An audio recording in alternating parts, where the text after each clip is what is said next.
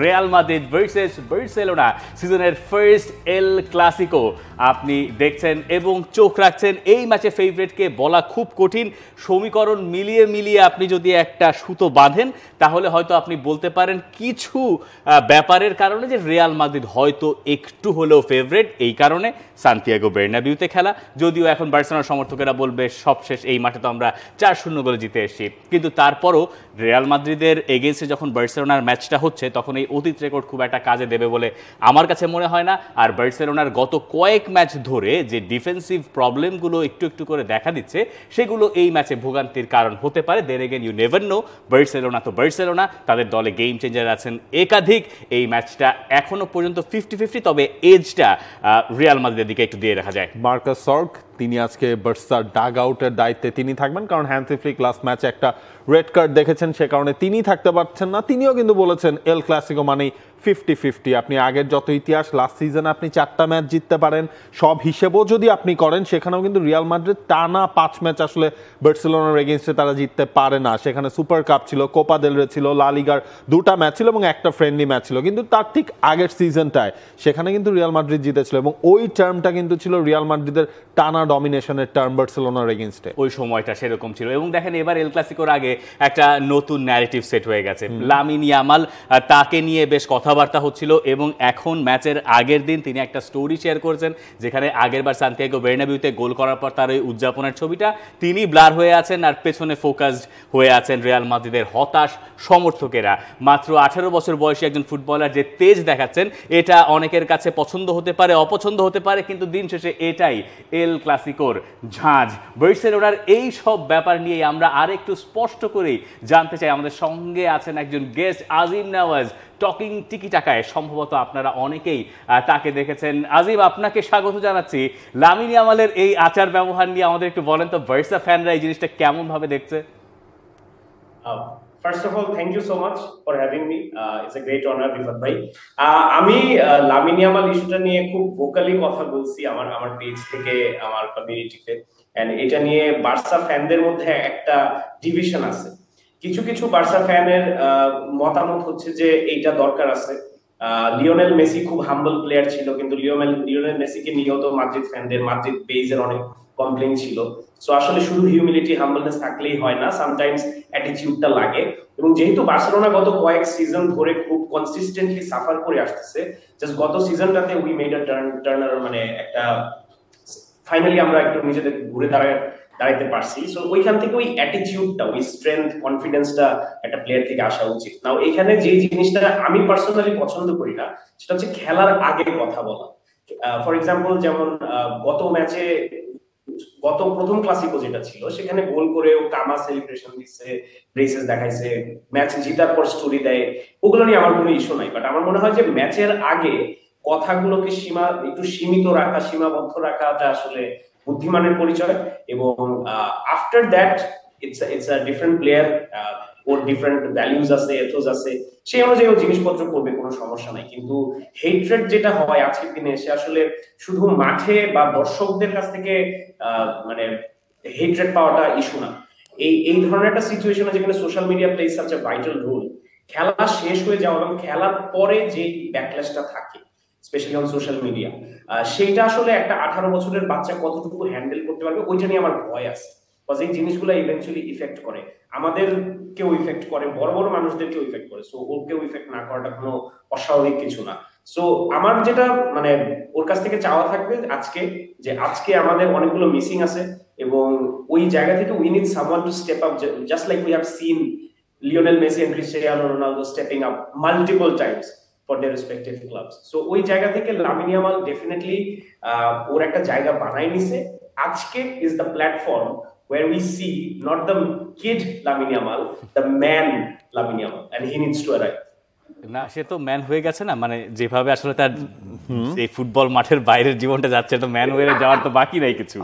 আপনি বলছেন যে 18 বছরের বাচ্চা, একটা টার্ম আপনি ইউজ করেছেন। এই 18 বছরের বাচ্চা যখন হচ্ছে গিয়ে আলভারো কারেরাসের এগেইনস্টে খেলে, লাস্ট সিজনেও আমরা দেখলাম বেনফিকার এগেইনস্টে যখন বার্সেলোনা মুখোমুখি হলো, তখন সেই বাচ্চা 18 বছরের বাচ্চাই আসলে থাকে।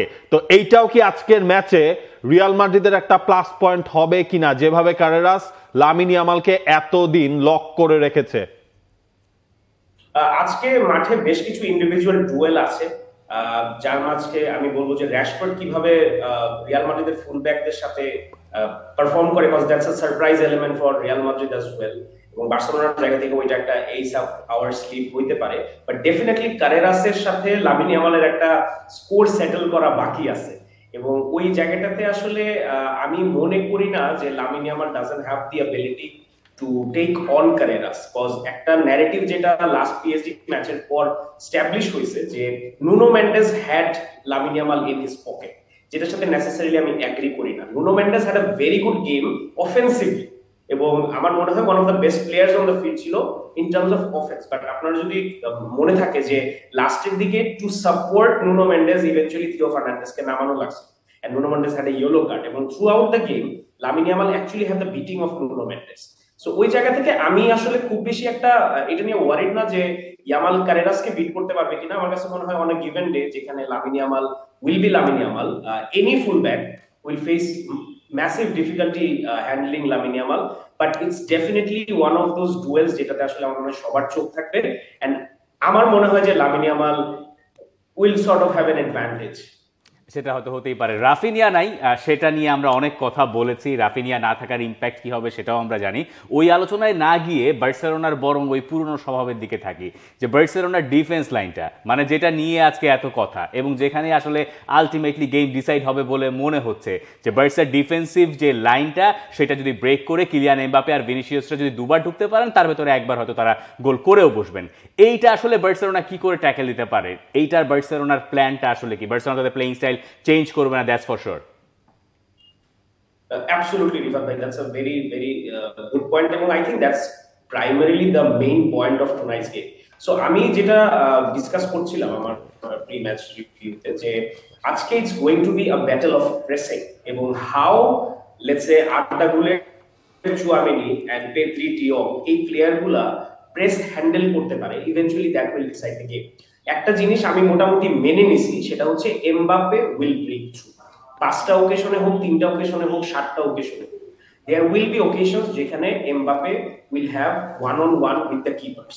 সো আমার জায়গা থেকে একটা বড় মিস ছিল আমাদের জন্য আজকে জোয়ান গার্সিয়া, যে ওই লাইনটা যখন ব্রেক হবে, এন্ড ইটস ইনএভিটেবল, যে হাইলাইন এবং যে ইনকনসিস্টেন্সি বার্সেলোনার ব্যাক লাইনে আমরা দেখতেছি থ্রু আউট দিস সিজন, ওই ব্রেকটা যে হবে এটা ইনএভিটেবল, এটা আসলে মানে অ্যাভয়েড করার কোনো ওয়ে নেই। সো ওইখানে জোয়ান Garcia would have played a huge role, যে ওয়ান অন ওয়ানে we have seen যে he is a brilliant goalkeeper, reflexes and positioning is brilliant. So আমার জায়গা থেকে it's not just about stopping Mbappe, we have to finish our chances, because আমার কাছে মনে হয় না there is any way আমরা রিয়াল মাদ্রিদকে গোল করা থেকে থামাইতে পারবো আজকে। we have to outscore Real Madrid. So more than worrying about যে এমবাপে কি হাইলাইন ব্রেক করবে কি করবে না, ও করবেই, এটা একটা লেভেলে মেনেই নিতে হবে। ওইটাকে মাথায় রেখে we have to sort of organize our counter attacks, our offensive strategy, keeping in mind যে আমরা যাতে রিয়াল মাদ্রিদকে আউটস্কোর করতে পারি, এছাড়া there is no way to win the game. একই সাথে তো আসলে বার্সেলোনারও গোলটা করতে হবে, এবং সেখানে বার্সেলোনার একটা সুবিধা হয়েছে মনে হয়, ফেরান তোরেস তিনি কামব্যাক করছেন এই ইম্পর্টেন্ট ম্যাচে, এবং রাশফোর্ড একটা গোল স্কোরিং রানের মধ্যেই আসলে আছে, রাইট? সো ফেরান টরেসের মানে ব্যাক করাটা শুধুমাত্র যে আমাদের ফাইনালি ফরওয়ার্ড একটা নাম অ্যাড হচ্ছে এটা না, এটা আমি গত 2 সিজন ধরে ফেরান টরেসকে ডিফেন্ড করে আসতেছি খুবই মানে অ্যাগ্রেসিভলি, বিকজ আমার কাছে মনে হয় যে দেয়ার আর সার্টেন প্লেয়ার্স যাদেরকে আসলে ওইরকম ভাবে স্পটলাইটে দেখা যায় না for flashy tricks, brilliant finishing, ওগুলো আসলে না, বাট ও এত হাই ফুটবল আইকিউ মানে ধারণ করা একটা ফুটবলার, ও শুধু নিজের জন্য যে স্পেস বানায় এটা না, ও ওই রানগুলা মেক করে যেখান থেকে আসলে অন্যান্য যে ফরওয়ার্ডরা থাকে, for example Rashford, Lamine Yamal, even number 10 এর জায়গা থেকে যদি ফার্মিন আজকে খেলে, ওদের জন্য একটা বিশাল স্পেস ক্রিয়েট হয়। এবং specially what we have seen যে off the bench Ferran is a different prospect altogether. So definitely having Ferran Torres, যাকে আমি এই সিজনে আমাদের ফার্স্ট চয়েস নাম্বার 9 মানে মনে করি, লেভানডস্কি মানে absolute respect and a lot of gratitude towards him, but আমার কাছে মনে হয় যে হিজ টাইম হ্যাজ পাসড, এখন he has to let's say play a secondary role at least number 9 position. So Ferran Torres is my primary number 9 for Barcelona. So ওই জায়গা থেকে having our primary number 9 back in a match like this, it's absolutely essential. আচ্ছা, যাওয়ার আগে একটা prediction দিয়ে যান, দলকানা prediction দেন, আর কি করবেন? এক্সাক্ট স্কোর একটা লাইন নিউট্রাল দেন, একটা বার্সার দেন। নিউট্রাল যদি বলেন, আমার কাছে মনে হয় যে it's going to be a high scoring Real Madrid win, somewhere around 3-2, 4-3 ও হইতে পারে। বাট বার্সেলোনা ফ্যান হিসেবে আমি বিশ্বাস করি যে we have the ability to win 3-1, 4-2. We have the ability, but a lot of things have to click for Barcelona tonight, and throughout the 90 minutes, getting everything right is going to be difficult. আজিম, আপনাকে অনেক অনেক ধন্যবাদ। দেখা যাক, আপনার prediction যদি মিলে যায় তাহলে আপনার একটা আলাদা ভক্তকুল এই ফুটবল শোতে তৈরি হয়ে যাবে, তাই না? কিন্তু দুটো প্রেডিকশন দিয়েছেন, নিউট্রাল জায়গা থেকে রিয়াল মাদ্রিদকেও জিতিয়েছেন, আবার বার্সা সাইড থেকে তিনি বার্সা সাইডটাই ওনার নিশ্চয়ই আসল জায়গাটা। এবং দেখেন, এইটা যে একটা হাই স্কোরিং ম্যাচ হবে এটা ফর শিওর হতে যাচ্ছে। আপনি লা লিগায় এই সিজনে এই দু দলের গোল স্কোরিং নাম্বারটাও যদি দেখেন, বার্সেলোনা করেছে 24টা গোল, রিয়াল মাদ্রিদ করেছে 20টা গোল। এবং এই দু দল লাস্ট সিজন বার্সেলোনা যখন 4টা ম্যাচে রিয়াল মাদ্রিদকে হারলো, তারা 16টা গোল দিয়েছিল। মানে ড্রও যদি হয়, আমার মনে হয় 3-3, 4-4, সেটা হলেও আসলে অবাক হওয়ার কিছু থাকবে না। ধরেন ঠিক তার উল্টোটা ঘটলো, যে দুই দল খুব ডিফেন্সিভলি খেলা শুরু করে, এটা হওয়ার কথা না। তবে এই রিয়াল মাদ্রিদ, যে রিয়াল মাদ্রিদকে আমরা এখন দেখছি শাবি আলোনসোর আন্ডারে, তাদের শাবি আলোনসোর আন্ডারে ফার্স্ট এল ক্লাসিকো এটা, এই রিয়াল মাদ্রিদকে আমার কাছে মনে হয় কার্লো আনচেলত্তির রিয়াল মাদ্রিদের তুলনায় একটু আলাদা, এবং তারা আসলে অনেক বেশি স্টেবল, অনেক বেশি সলিড। যদিও আপনি এখন পর্যন্ত যদি গোল কনসিডার হিসাব করেন রিয়াল মাদ্রিদ এবং বার্সেলোনার লা লিগাতে, সেখানে মোটে 1 গোলেরই তফাৎ। কিন্তু রিয়াল মাদ্রিদ খুব একটা শেকি মনে হয় নাই তাদের ডিফেন্স, যেটা মনে হয়েছে অন্যদিকে বার্সেলোনাকে, স্পেশালি বার্সেলোনার দিকে যদি আপনি দেখেন, যে বার্সেলোনার অলিম্পিয়াকোস বলেন, বার্সেলোনার আপনি সেভিয়ার ম্যাচটার কথা বলেন, পিএসজি ম্যাচটা তো বাদ দিলাম, জিরোনা ম্যাচটা বলেন, এই ম্যাচগুলোতে তারা গাদা গাদা চান্স নিজেদের দিকে কনসিড করেছে। রিয়াল মাদ্রিদ সেই তুলনায় একটু ব্যতিক্রম। রিয়াল মাদ্রিদ বল দখলে রাখছে, রিয়াল মাদ্রিদ অ্যাটাকে যাচ্ছে। অনেক সময় এমন হয়েছে যে রিয়াল মাদ্রিদ হয়তো ওপেনিংটা পাচ্ছে না, যেটার জন্য তাদের অপেক্ষা করেছে। হেতাফের সঙ্গে ম্যাচটা একটা আইডিয়াল এক্সাম্পল হতে পারে এই কারণে। সেই জায়গায় তারা শেষ পর্যন্ত ম্যাচটা 1-0 গোলে বের করে নিয়ে এসছে, এবং পরপর দুটো ম্যাচ 1-0 গোলে জেতার পরে তারা যাচ্ছে এই ম্যাচটা খেলতে। এই রিয়াল মাদ্রিদকে আমার কাছে বেশি স্টেবল মনে হয় দেখে আমার মনে হয় যে এই ম্যাচটায় বার্সেলোনা একটু পিছিয়ে, মানে এটা আরেকটা রিজন যে কারণে আমি বলছি 50-50 না, 51-49। দেখেন, এই জায়গায় আগে একটা স্ট্যাট বলি। আপনি বলছেন না যে শাবি আলোনসোর প্রথম এল ক্লাসিকো, রিয়াল মাদ্রিদের ইতিহাসে লাস্ট যদি আপনি হিসেব করেন, কোচের হিসেব করলেও সেখানে হচ্ছে গিয়ে 8 জন কোচের মধ্যে 7 জন নিজেদের প্রথম এল ক্লাসিকোতে আসলে হেরে গিয়েছিল। এখন শাবি আলোনসোর আরও কি আপনার চ্যালেঞ্জ আছে দেখেন। তিনি যখন এই সিজনে 2টা বিগ ম্যাচ খেলেছেন, সেই 2টা বিগ ম্যাচে কিন্তু তার দল হেরেছে। হ্যাঁ, রিয়াল মাদ্রিদকে এখন আমরা একটু ভিন্ন ধরনের ফুটবলটা খেলতে দেখি, যেটা কার্লো আনচেলত্তির অধীনে খেলতো না তারা, সেটা হচ্ছে তারা এখন খেলছে যে রিয়াল মাদ্রিদ বল পজিশন নিজেদের কাছে রাখছে, কাউন্টার অ্যাটাকের দিকে তাদের ফোকাসটা কম থাকছে, নিজেরাই উইথ বল পজিশন ধরে রেখে বিল্ড আপের দিকে রিয়াল মাদ্রিদ নজরটা দিচ্ছে। এই সব কিছু কিন্তু আসবে। এবং একটা জায়গা আপনার মনে রাখতে হবে, সান্তিয়াগো বার্নাবেউ কিন্তু দিন শেষে একটা ফ্যাক্টর হয়ে দাঁড়াবে এখানে। এই মাঠটায় লাস্ট 8 ম্যাচেই রিয়াল মাদ্রিদ কিন্তু তারা জিতে নিয়েছে।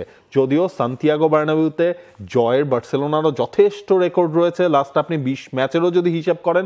সুতরাং ওই জায়গাগুলোয় হোম ক্রাউডের সাপোর্টটাও আসলে বার্সেলোনার এগেইনস্টে রিয়াল মাদ্রিদের মানে আপনি অতীত রেকর্ডগুলোর কথা বলছেন তো, যে মানে কতগুলো ম্যাচ হয়েছে, কোথায় কে হেরেছে, এই হিসাবগুলো বলছেন। এগুলো আসলে অনেক সময় কাজে লাগে, আবার অনেক সময় কাজে লাগেও না। কারণ আপনিও জানেন, আমিও জানি যে ম্যাচ যখন একবার শুরু হয়ে যাবে তখন খেলাটাই একেবারে আলাদা। সেই সো কল্ড ক্লিশে লাইনগুলো আরেকবার বলি, যে ওই যে হাই লাইন ডিফেন্ডিং, এই তত্ত্ব কথা। দেখেন, আমরা বলছি বারবার যে কিলিয়ান এমবাপে ওইটা ব্রেক করার জন্য সবচেয়ে উপযোগী ফুটবলার, কোনো সন্দেহ নাই। পুরো বিশ্বেই সম্ভবত কাউকে দিয়ে যদি আপনি ডিফেন্সিভ লাইনটা ট্র্যাপটা টপকে যেতে চান, তাহলে 1 নম্বর চয়েস হয়তো কিলিয়ান এমবাপেই থাকবেন। কিন্তু এর পাশাপাশি আমি একটু ভিনিসিয়াসকে নিয়ে কথা বলতে চাই। ভিনিসিয়াসের হয়তো অনেকটুকু আলো কমে গেছে। মানে এই ম্যাচের মোড়ক আমরা কি দিচ্ছি, কিলিয়ান এমবাপে আর লামিন ইয়ামাল। অথচ এমনি সময় হলে আমরা দিতাম হচ্ছে ভিনিসিয়াস আর লামিন ইয়ামাল। গত বছর পর্যন্ত হয়তো ব্যাপারটা এরকম ছিল, কিন্তু এবার সেটা পাল্টে গেছে কিছুটা। এই যে ভিনিসিয়াস কিছুটা ছায়া পড়ে গেছেন, কিন্তু তার ইম্প্যাক্ট কোনো কোনো জায়গায় এখনো আছে। এখনো পর্যন্ত লা লিগায় অপোনেন্টের বক্সে সবচেয়ে বেশি বলে টাচ করেছেন ভিনিসিয়াস জুনিয়র। এখন সেখান থেকে হয়তো তিনি কাঙ্ক্ষিত গোলটা পান নাই, হয়তো কাঙ্ক্ষিত অ্যাসিস্টেন্ট নাম্বারটাও একটু কম, কিন্তু তার ওই টাচেসগুলো আলটিমেটলি হেল্প করেছে রিয়াল মাদ্রিদকে। এটা হয়তো ইউভেন্টাসের সঙ্গে ম্যাচটা আলাদা, ইউভেন্টাস চ্যাম্পিয়ন্স লিগের ম্যাচ, কিন্তু ওইখানেও আপনি দেখবেন যে তার ওই মুভটা আলটিমেটলি ওপেনিংটা তৈরি করে দিয়েছে রিয়াল মাদ্রিদের জন্য। ভিনিসিয়াসও আসলে এই দলটার খুবই ভাইটাল পার্ট যদি তারা গোল করতে চায়। চায়, এবং আর্দে গুলারকে যদি এই ম্যাচের টেম্পোটা কন্ট্রোল করতে দেয় বার্সেলোনা, দেয় বলাটা তো আসলে উচিত হচ্ছে না, মানে বার্সেলোনা যদি টেম্পোটা কন্ট্রোল করতে না পারে, সেই ক্ষেত্রে এই মুহূর্তে রিয়াল মাদ্রিদে এমন একজন ফুটবলার আছেন যিনি ম্যাচের টেম্পোটা কন্ট্রোল করতে পারেন, অ্যাট দ্য সেম টাইম তিনি আরও সামনে গিয়ে নাম্বার 10 রোলে অপারেট করতে পারেন। এই কারণে যেটা বার্সার জন্য দুশ্চিন্তার, গত বছর এই প্রোফাইলের প্লেয়ার হয়তো টিমে ছিল, আর্দে গুলারই ছিলেন, কিন্তু তিনি এতখানি ইফেক্টিভ ছিলেন না। এই কারণে এইবার ফ্র্যাঙ্কি ডিয়ং এবং একই সঙ্গে পেড্রি, এই দুজনের পরীক্ষাটা আরো বড়। আমার কাছে মনে হয় প্রবলভাবেই যে আমরা হয়তো রিয়াল মাদ্রিদের কোনো এক ফুল ব্যাককে, সেটা হয়তো ভালভার্দে হতে পারেন, সেটা ক্যারেরাস হতে পারেন, কোনো একটা ফুল ব্যাককে যদি ম্যাচের অবস্থা এরকম হয় যে রিয়াল মাদ্রিদ একটু ডমিনেট করতে পারছে, একজন ফুল ব্যাককে আসলে পুশ করে দেওয়া হবে মিডফিল্ডের দিকে, যাতে ওই জায়গায় আউট নাম্বার করা যায়।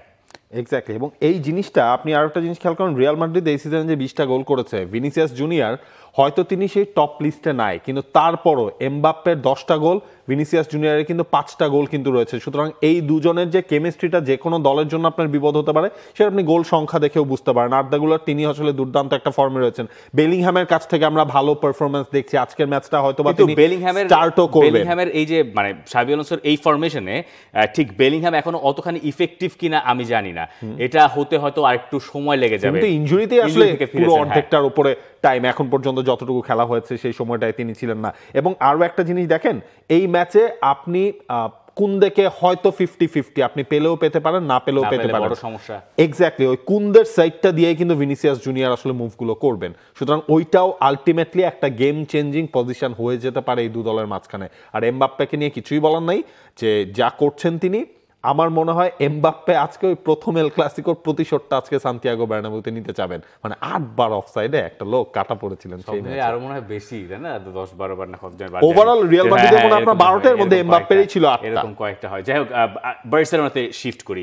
বার্সেলোনার ফ্রন্ট লাইন, রাফিনিয়া না থাকলে কি হয়? রাফিনিয়া না থাকলে প্রেসিংটা আসলে বার্সেলোনা পায় না, কিন্তু এখন তাদের কাছে একটু ভরসা আছে যে মার্কাস রাশফোর্ড ভালোই করছেন, যেটা অনেক হয়তো প্রত্যাশা করেন নাই। কিন্তু যারা মার্কাস রাশফোর্ডকে অনেক দিন ধরে দেখেছেন তারা জানেন যে রাশফোর্ডের মেজাজ ঠিক থাকলে রাশফোর্ড আসলে ডেলিভার করেন, এবং বার্সেলোনায় গিয়ে তিনি সেই আদর কদরটা অর্জন করেছেন এবং পাচ্ছেন। ফেরান তোরেসের কথা তো আমরা আজিমের কাছ থেকে শুনছিলামই। লামিন ইয়ামাল কোনো সংশয় ছাড়া এই ম্যাচের বার্সেলোনার সবচেয়ে বড় কাণ্ডারি, এবং এই কাণ্ডারি যদি ক্লিক না করেন তাহলে বার্সেলোনার পক্ষে জেতাটা প্রায় অসম্ভব হয়ে যাবে।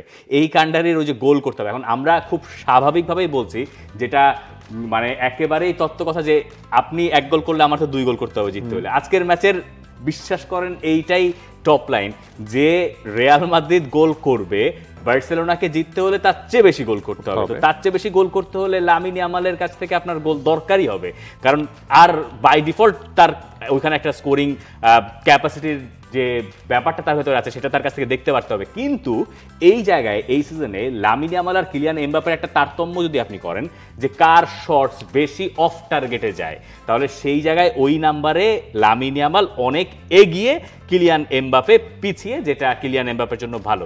এখন তার অনেকগুলো শট বাইরে দিয়ে যাওয়ার পেছনে একটা কারণ আছে, তিনি বয়সে কম, তরুণ, তার অনেক কিছু ভুল ত্রুটি হবে, এইটাই খুবই স্বাভাবিক।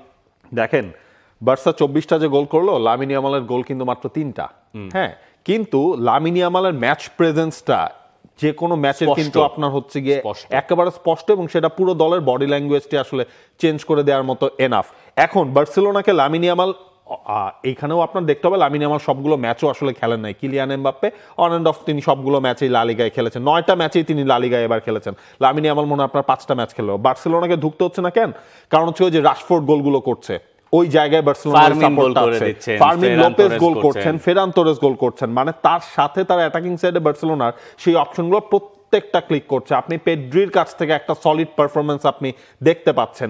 তবে লামিন ইয়ামালের ওই প্রেজেন্সটাই সান্তিয়াগো বার্নাবিউতে একটা রাইভেলারিও তো রয়েছে, তো এইটা আসলে ম্যাচের উন্মাদনাটা মনে হয় আরো বাড়িয়ে দেয়। রাইভালরি তো চলতেই থাকবে এবং হতেই থাকবে, তাই এখন এই রাইভালরির শেষ অংশে এসে আমরা চলেন একটু প্রেডিকশন তত্ত্বে যাই। প্রেডিকশন তত্ত্বে যাওয়ার আগে দুই কোচ আসলে কি বলছেন, প্রেডিকশন দিয়ে কোচের কথা শুনবো। প্রেডিকশনটা দিয়ে দিবেন না, তাই না? বুঝতে পারছি। শাবি আলোনসো কি বলছেন ম্যাচের আগে? শাবি আলোনসো তার ফার্স্ট এল ক্লাসিকো, এই ক্লাসিকো তিনি খেলেছেন, তিনি বলছেন আমাদের খুবই কঠিন একটা ম্যাচ হতে যাচ্ছে, এই ধরনের ম্যাচ খেলার জন্য আমাদের সর্বোচ্চটা দিতে হবে, নার্ভ ধরে রাখতে হবে, নতুন প্রজেক্ট নিয়ে, এটাই সিজনের প্রথম ক্লাসিকো, গেলবার থেকে আলাদা, আমরা ওদের দিয়ে কাজ করেছি। আমরা ওদের নিয়ে কাজ করেছি বা নিজেদের শক্তি বাড়াবো আর ভালো খেলে ফ্যানদের সাথে উদযাপন করব। এইখানে দেখেন তার মানে বিশ্বাস আছে। আলোনসোকে বলা হয়েছিল লাস্ট সিজনেই তো এই দলটা হচ্ছে গিয়ে নাস্তানাবুদ হলো, তিনি ডিরেক্টলি বলে দিয়েছেন যে ওইটা ডিফারেন্ট, এইটা হচ্ছে গিয়ে আমার আন্ডারে প্রথম এল ক্লাসিকো, একটা নতুন প্রজেক্ট নিয়ে আমরা কাজ করছি, সেই প্রজেক্টটা ধীরে ধীরে ইমপ্রুভমেন্ট হচ্ছে কিনা সেটার বড় একটা মানে পরীক্ষা হয়ে যাবে আপনার আজকের ম্যাচটাতে।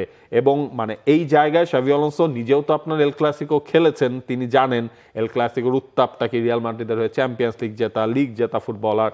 এই জায়গায় মনে হয় আপনার আলোনসো একটু হলেও প্রেসারে থাকবেন, কারণ হচ্ছে বিগ ম্যাচে তিনি আসলে এখন পর্যন্ত রিয়াল মাদ্রিদকে নিয়ে টেস্টিফাইড না। আর অন্যদিকে হানসি ফ্লিক থাকছেন না আজ ডাগ আউটে, যেহেতু তিনি রেড কার্ড দেখেছিলেন সবশেষ ম্যাচে জিরোনার এগেইনস্টে। হানসি ফ্লিকের জায়গায় থাকবেন বার্সেলোনার অ্যাসিস্ট্যান্ট কোচ, তাই স্বাভাবিকভাবে ম্যাচের আগের দিন কথাও বলেছেন তিনি হানসি ফ্লিকের না থাকাটা একটা প্রভাব ফেললেও ফেলতে পারে। যখন ফ্লিক থাকেন না আপনি তার অভাবটা বুঝতে পারবেন। এই দলের সবচেয়ে গুরুত্বপূর্ণ অংশ ফ্লিক, মাঠে আমাদের কাজটা ভালো করে করতে হবে, হাই প্রেসের সাথে নিজেদের ডিফেন্স লাইনটা ওপরে রাখা।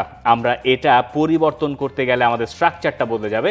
বার্নাবিউতে জিততে হলে বল হারানো যাবে না, পজিশন ধরে রাখতে হবে, খুবই গুরুত্বপূর্ণ, কারণ ট্রানজিশনে বার্সেলোনা বিপদে পড়ে যেতে পারে। হানসি ফ্লিকের না থাকাটা আসলেই একটা ঝামেলার, কারণ হানসি ফ্লিক ওই টাইপের কোচ যিনি আসলে মাঠ থেকে ওই ব্যাপারগুলো বলে আসেন, মানে সবসময় সব কোচই আসলে করেন, কিন্তু একটু হাইন্ডসাইটে যদি অন্যভাবে আমরা ব্যাপারটা দেখি, ধরেন যদি এনরিকের মতো একটা ব্যাপার ঘটে যে উপর থেকে তিনি খেলা আরো ভালো বুঝেছেন, হ্যাঁ, এবং তারপর সেই অনুযায়ী তিনি চেঞ্জেসগুলো করলেন আর বার্সেলোনা তাতে গেমটা জিতে গেল, হতেও পারে। এবং সেটা যদি করতে পারে তাহলে তো মানে ফ্লিকের জন্য ব্যাপারটা আরো স্পেশাল হয়ে যাবে। এমনিতেই তিনি একটা স্পেশালিটির সামনে আসলে রয়েছেন, মানে রিয়াল মাদ্রিদকে আপনি যদি হচ্ছে গিয়ে টানা 5টা এল ক্লাসিকো আপনি হারিয়ে দিতে পারেন, যেটা পেপ গার্দিওলা করেছিল একটা সময়, তাহলে আপনি হচ্ছে গিয়ে বার্সেলোনার ওই বলছিলেন না যে মার্কাস সর্ক যে তিনি একটা ইম্পর্টেন্ট পার্ট, মানে ইম্পর্টেন্ট পার্ট না, ওইটাই বার্সেলোনার ফ্লিক একই আসলে হয়ে যাবে। মনে আছে ওই 5 নাম্বার এল ক্লাসিকোটা যেটা পরে গিয়ে বার্সেলোনা জিতেছিল আর কি,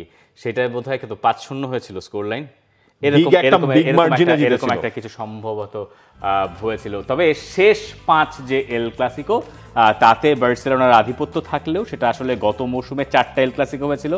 লালিগার প্রথম যে 4-3টা স্কোর লাইন দেখতে পাচ্ছেন সেটা লালিগার সেকেন্ড ম্যাচটা ছিল, যেটা জিতে বার্সা লালিগার পথে বেশ বড় সড়ো এক ধাপ এগিয়ে গিয়েছিল, পরে গিয়ে তারা লালিগাটা জিতেই ছিল। Barcelona 3, Real Madrid 2, Copa del রে স্প্যানিশ সুপার কাপের ম্যাচ ছিল 2টো, এবং Real Madrid 4, Real Madrid 0-4 Barcelona, সেটা ছিল সান্তিয়াগো বার্নাবিউর সিজনের ফার্স্ট এল ক্লাসিকো। ঠিক আজকের দিনেই কি এক কাকতাল, গত বছরের আজকের দিনে, আর রিয়াল মাদ্রিদ 1 বার্সেলোনা 2, ওই ফলটা কোথায় একটু উল্টে যাবে তাই না? মানে ওই ম্যাচটা রিয়াল মাদ্রিদ ওটা কি ফ্রেন্ডলি ম্যাচ? ওটা ফ্রেন্ডলি ম্যাচ ছিল, ওটা ফ্রেন্ডলি ম্যাচ ছিল, তার আগেরটা জিতেছিল রিয়াল মাদ্রিদ। আগেরটা আবার মানে একেবারে নিচে যে ম্যাচটা দেখতে পাচ্ছেন ওটা ছিল ফ্রেন্ডলি, এবং তার আগে যে কম্পারেটিভ ম্যাচ হয়েছিল মানে আগের সিজনটা এটা কত দাঁড়ায় 24-25 তাই না? না 23-24 এর সবগুলো এল ক্লাসিকো আবার জিতেছিল রিয়াল মাদ্রিদ, বেলিংহ্যাম যেগুলোতে গোল করেছিলেন, তাই তো? দেখেন ওই আমি দেখলাম যে এই লাস্ট সিজনে 4টা ম্যাচে 23টা গোল, মানে প্রেডিকশন দেন এখন, অনেক কথাবার্তা হয়েছে তো, এই যে হ্যাঁ prediction 3 Real Madrid 3 Barcelona 2। Barcelona সমর্থকেরা খুশি হবেন যে আমি তাদের পক্ষে প্রেডিকশন দেই নাই। আচ্ছা, ম্যাচটা ড্র, কিন্তু মন বলবো অন্য কথা, ম্যাচ ড্র হচ্ছে গিয়ে মনের কথা 3-3 গোলের ম্যাচ আছে, হ্যাঁ 3-3 গোলের ম্যাচ হইতেই পারে। দর্শক আপনার প্রেডিকশন জানতে চাই, কমেন্ট সেকশন তো খোলাই আছে, ম্যাচ শেষে আমরা মিলিয়ে দেখব, তর্ক হবে, বিতর্ক হবে, একে অন্যকে নিয়ে ঝাঁঝালো কথাও হবে।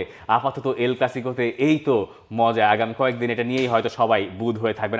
For more updates, subscribe to our YouTube channel and click on the bell icon. Follow us on Facebook and Instagram. Download T-Sports app to enjoy exciting games and highlights. Visit tsports.com.